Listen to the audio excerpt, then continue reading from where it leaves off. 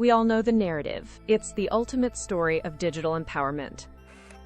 Back in 2016, a man named Tim Stokely took a £10,000 loan from his father to build OnlyFans. The promise was simple and seductive. Cut out the middlemen. Let creators connect directly with their fans and keep the lion's share of the profits. No studio gatekeepers and no corporate overlords. Just you, your audience, and your content. It sounded revolutionary. It sounded like freedom. But here's the thing about promises made in the digital age. They usually look a lot like a shiny new app, but operate a lot like an old-school trap. OnlyFans bought into the idea of creator freedom, but what it actually built was a highly efficient machine for commodifying human desperation. Then came 2020. The world locked down, the economy fractured, and suddenly, millions of people were staring at a screen, wondering how to pay rent. OnlyFans exploded. We're talking 305 million registered users and over 4 million creators. Last year alone, over $7 billion flowed through this system. The media loved it. They showed us the celebrities joining, like Cardi B and Bella Thorne. But behind the celebrity headlines, this was not a boom born of innovation. It was a boom born of necessity. When the traditional labor market fails, people look for lifeboats. And OnlyFans was waiting, algorithm primed, ready to turn that economic anxiety into a multi-billion-dollar revenue stream. Let's look at the actual math, because the numbers are brutal.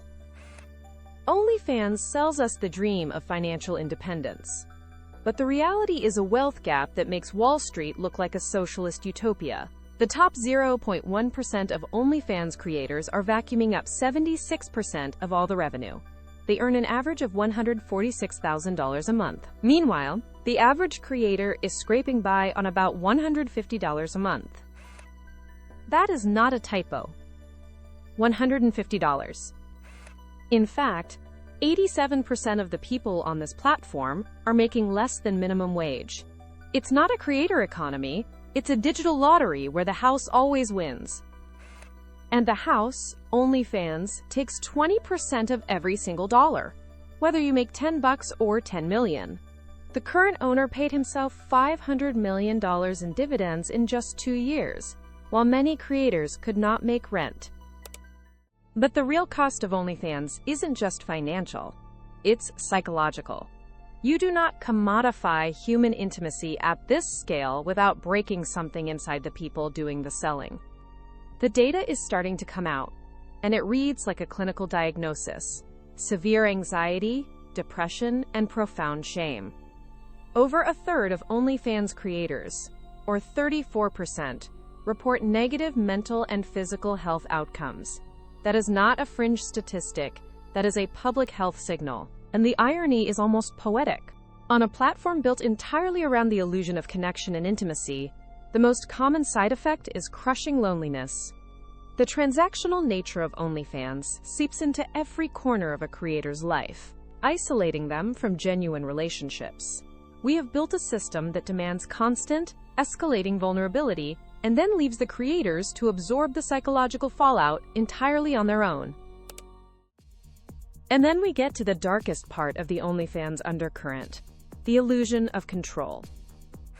We're told OnlyFans creators are their own bosses, but investigations reveal a very different reality.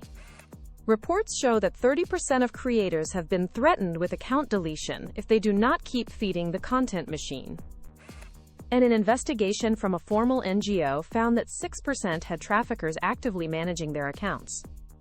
Not managers, traffickers. Then there is the manosphere pipeline.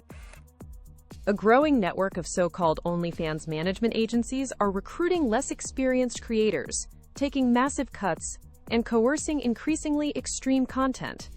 It is the oldest form of exploitation, just repackaged with a slick user interface and a subscription button.